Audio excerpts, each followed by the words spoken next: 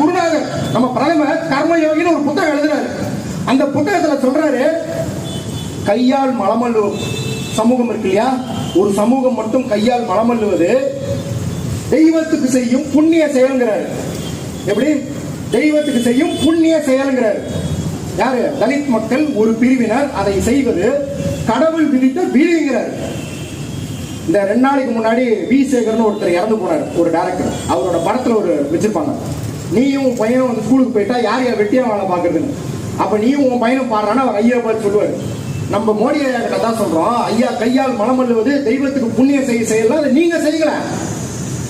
இந்த ஒரு சிந்தனை தலித் மக்களை பார்த்து இருப்பதனால தான் பட்டியல் சாதியில் பிறந்த ஒருவர் உச்ச நீதிமன்ற தலைமை நீதிபதியே ஆனாலும் அவர் மீது செருப்பு வீசலாம் அப்படிங்கிற ஒரு சூழலை பாஜக அரசு உருவாக்கி வச்சிருக்கு. இன்ன வரைக்கும் செருப்பு வீசியவனுக்கு எந்த வழக்கும் போடல, அவன் சிறை செல்ல.